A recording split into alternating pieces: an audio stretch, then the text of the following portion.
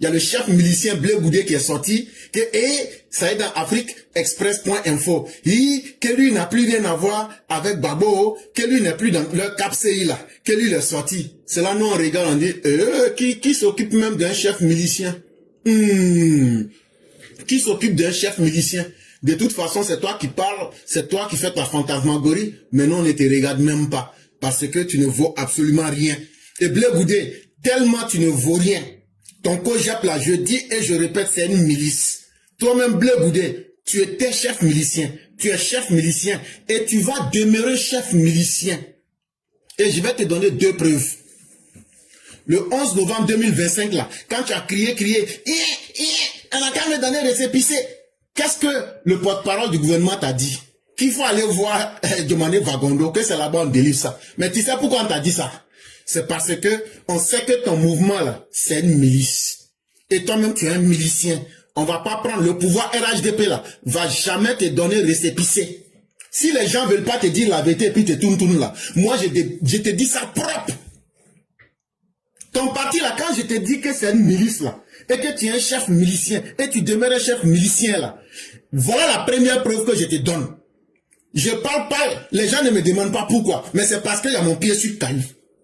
Depuis que tu es venu là, tu fais ourourou là. Pourquoi ils t'ont pas donné récépissé? Tu es sorti le 11 novembre 2025. Oui, c'est comme ça.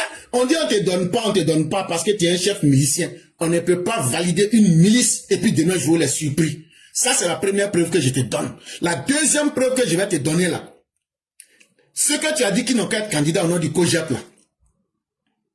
Toi-même, ton avocat là, qui s'appelle Ouraga Serge Olivier, il a honte de ton parti.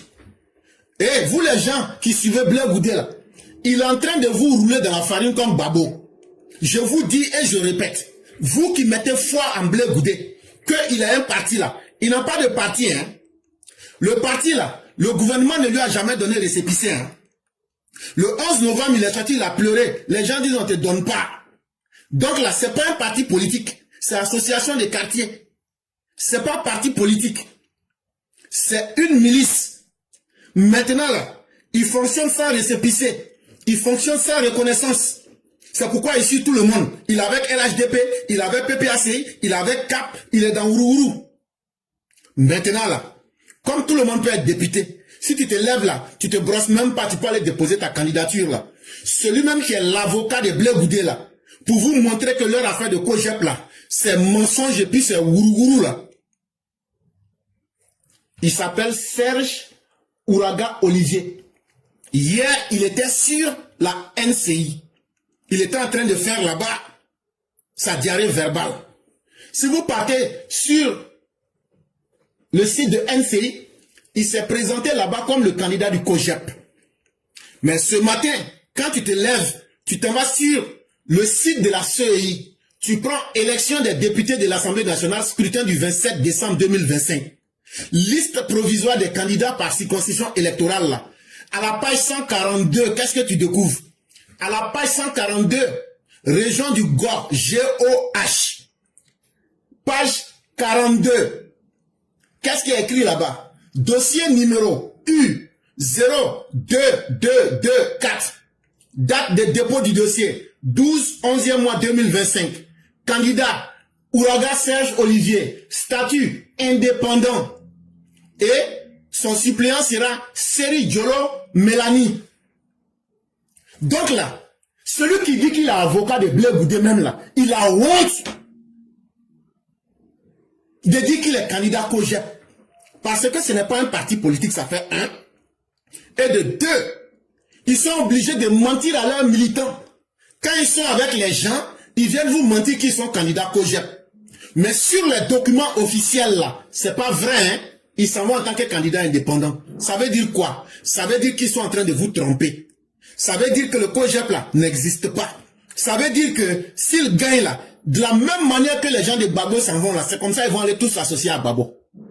Donc vous voyez que le chef milicien, activement en activité, cherche à mettre des proxys pour être des députés, pour aider Babo dans son combat.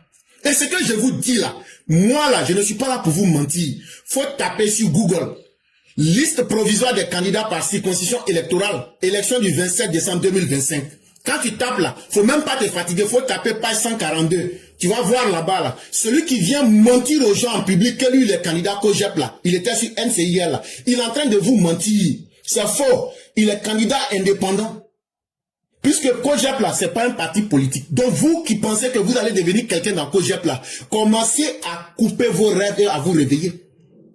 Ils sont même pas reconnus. Ils n'ont même pas un numéro de reconnaissance. Et de deux là, eux-mêmes là, ce qu'ils vous disent là, ils font le contraire.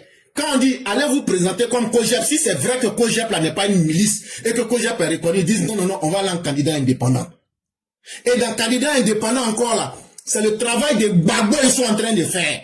Pour augmenter, si d'aventure Gbagbo doit avoir des députés indépendants là, c'est ce travail là ils sont en train de faire pour que le chef milicien Blé Goudé puisse avoir de la puissance et puis revenir auprès de son maître encore pour massacrer les Ivoiriens. Point final. Ça c'est terminé. Maintenant, Gbagbo lui-même, ils ont fait sortir un communiqué aujourd'hui. Dans le communiqué là, il dit de vous dire que eux ils appellent l'opinion nationale et internationale. Que eux là, ils ont des prisonniers d'opinion en prison en Côte d'Ivoire là-bas. Et que le samedi 29 novembre 2025 à 10 h là, que au siège, au cabinet de Gbagbo là-bas là, ce qui est à la Riviera à Toban là, près du commissariat du 30e arrondissement là, qui vont faire une cérémonie là-bas pour demander comment eux vont obtenir la libération de leurs soi-disant prisonniers d'opinion politique. Eux vont documenter et puis dénoncer les violations des droits de l'homme arrêtés, qui ont été faites contre ces soi-disant prisonniers qui ont été arbitrairement arrêtés. Et que eux vont trouver les stratégies pour aller soutenir moralement, et ils vont prendre des avocats pour aller soutenir ces personnes-là.